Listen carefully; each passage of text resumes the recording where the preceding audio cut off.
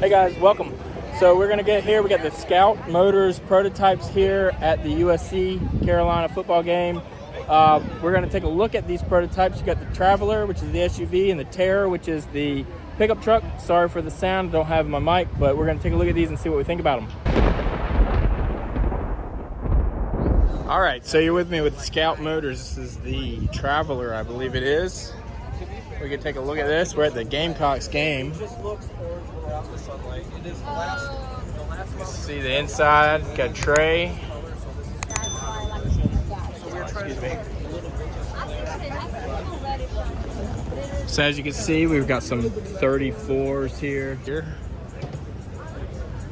Tire on the back, that's pretty impressive, right? That's kind of old school there. Really large inside area. It's pretty nice. So this charge port will support NACS here. Got the double lift gate here, the half section, 34 standard. It's got the very large Cabana Skyview moonlight thing. Real door handles on it.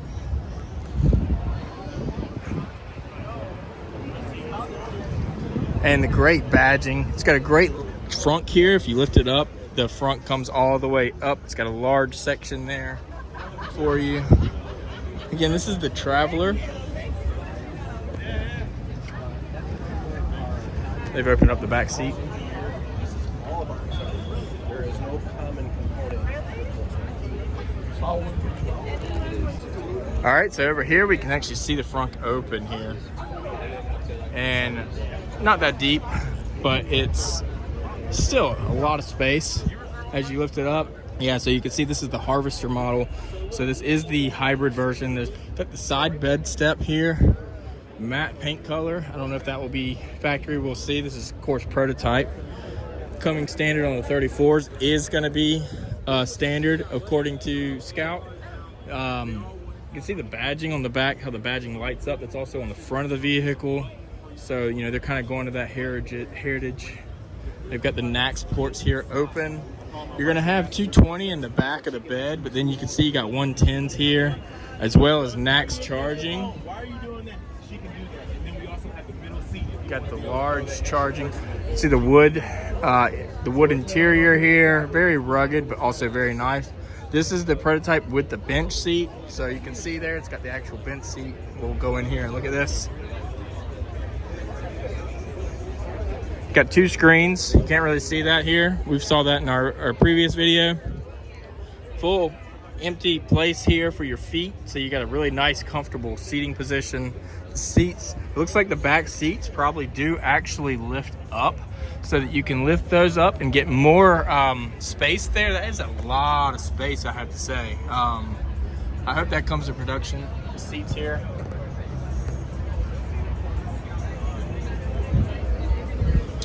Again, bed step. Got the non-circular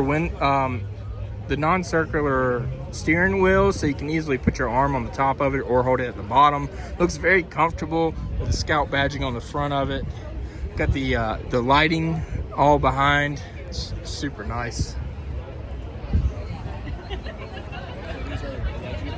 They've got hooks on the front of the hood as well, you can see. So that's for different things, so you can actually like store things on top of the hood, such as game or other type of camping goods. Okay. My name is Jason Harris. Jason, and you're with the design team? I'm not really an expert in the inspiration behind it. I just know about the manufacturing of the vehicles as you see them here today. So I can speak to kind of how we got where we are. Sure, that's fine. The design team, led by Jordan Meadows, who's probably around here somewhere, can speak to it even better for you. They definitely looked at the vintage Scouts, the heritage inspiration as they penned this new design. There's certain design cues that he can speak much better to than I can. Yeah, sure. We kind of got that in the reveal, right? Yeah. Chris Benjamin, the chief design officer, presented for the reveal. Jordan, who's here, works for Chris. Okay. A great friend of mine, leading our office. He can tell you about all those cues and how they integrated them into this design here. Okay. For sure. Is there anything... I'll flag him down for you. Sure, thank you.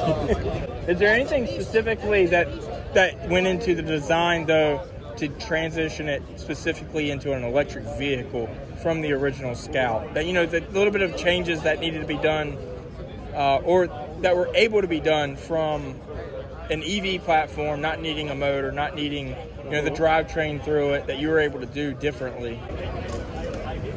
Well, I think the number one common theme between the original and here is it is a body on frame. Yeah. Most vehicles, EVs right now, are a unitized body, right? So we were able to bring some of that inspiration over to this design, which allowed a lot more flexibility in how you can manufacture the model.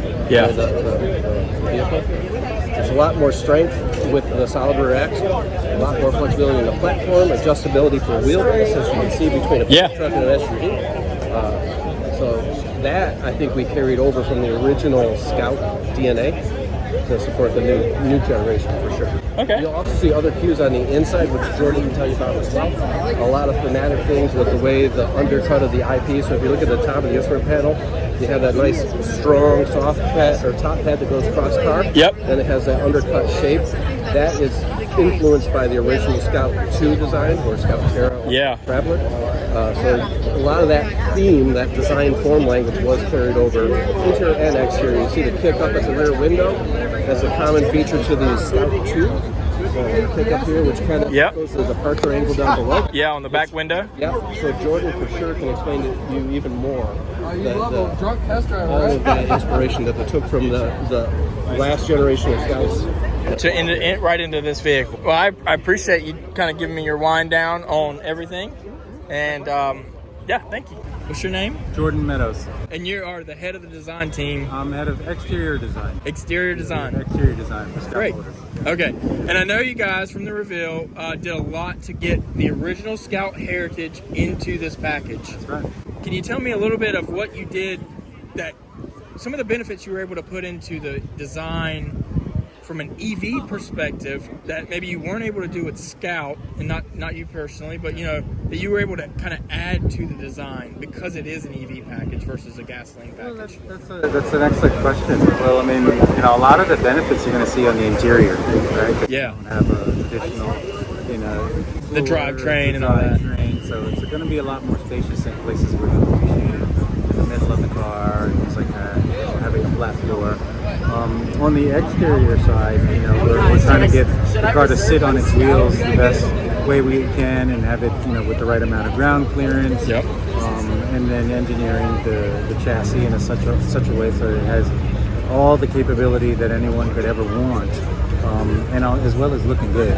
Yeah. So all of that's part of the package, and we're trying to get that set up, early on so that we can have fun with surfaces and in details, and then do our thing with some of the other real things that you'll notice once you look a little bit closer.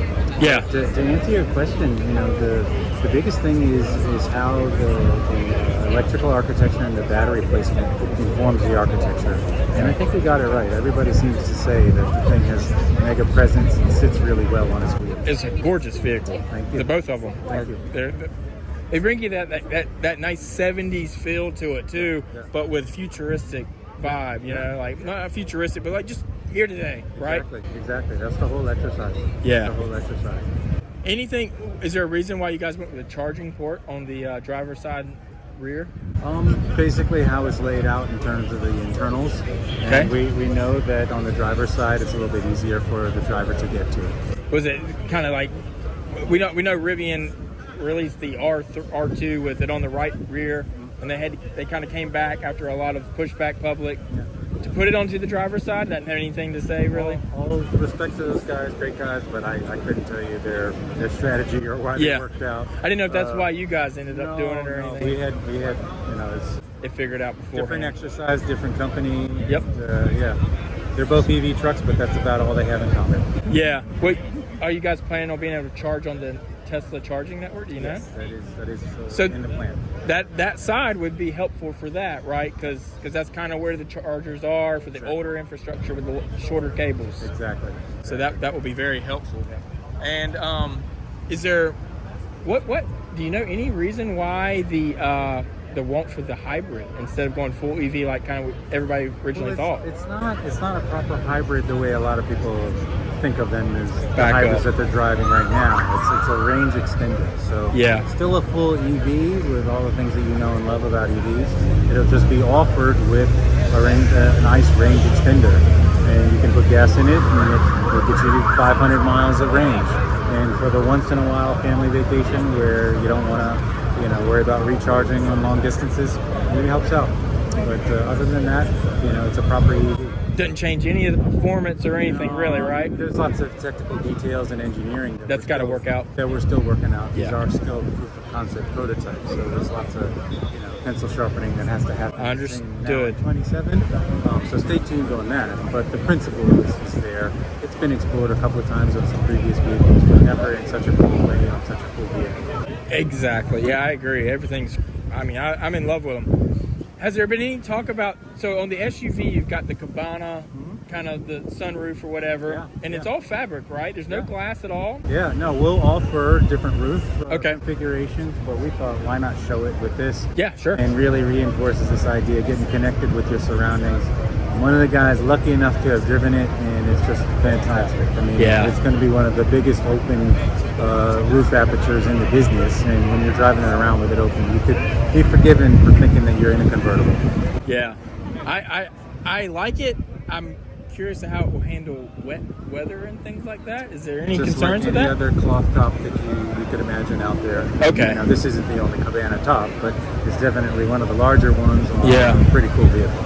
Okay, and it's going to be offered potentially with glass. Any talks of maybe just like a regular sunroof? Absolutely. We're discussing lots of different variations, listening to people. We're all ears. I mean, the theme and the vision is there. People seem to be really in love with it, but a lot of the details are still getting sorted out. And so if you or your listeners have some thoughts, get at us, let us know what you think. We definitely will. Well, I appreciate it, and I thank you for your time. Right on. So we'll talk to you. Very good. All right, real quick, I just realized that there was a couple of things that I talked to the guy about that I found out after the camera was not rolling. So I just kind of wanted to talk a little bit about those things. So for the hybrid version, I found out that at least currently in its current state of design, the engine and fuel tank, well, the fuel tank will actually be underneath the truck bed of the truck. So I guess it would also be at the back rear of the Traveler as well.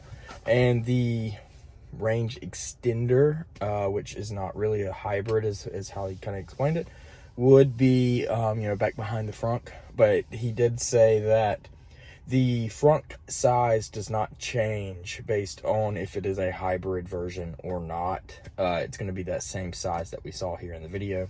Some other things that we learned about Scout, just kind of talking with them, is most of the people that are working at Scout are enthusiasts. They like EVs. They really just like the idea of the all-electric rugged vehicle and Scout itself. And they're all in on it. They seem like a really happy bunch. Talked to a lot of different people that weren't on camera as well, and everybody seemed to just be super excited at what was going on.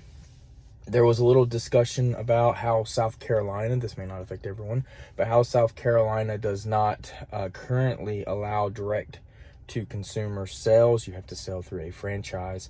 Such as Tesla, we have to go to North Carolina to pick up our order. We can order it online, but we have to go to North Carolina to actually take delivery.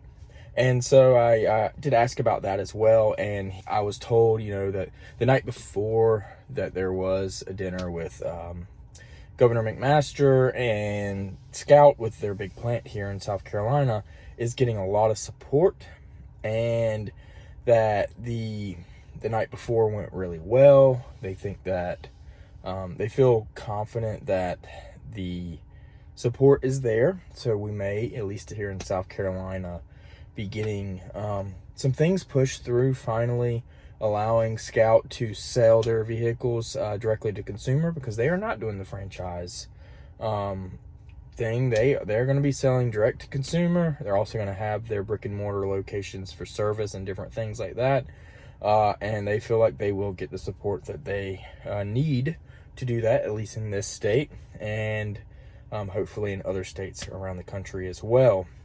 So we will see. It was pretty interesting, and here's a little clip from during the game, during halftime, when they got, they showed off the vehicle to everyone. Wait till the last bit. You'll see how excited everyone in the stadium was about it. Waving towers, because it's Saturday in South Carolina. Of course, the next chapter of an American legend could only happen here. Now please pay attention to the field and enjoy South Carolina Governor Henry Wester and First Lady Peggy Wester, University of South Carolina Presidents Michael Emeritus and University President Arrow, and University of South Carolina Board of Trustees Chair Thad Westbrook, Scout Motors Chief Financial Officer Chris Condon, and Scout Motors Vice President of Exterior Design Jordan Meadows, and welcoming the all-new Scout Terra Truck to Williams White Stadium.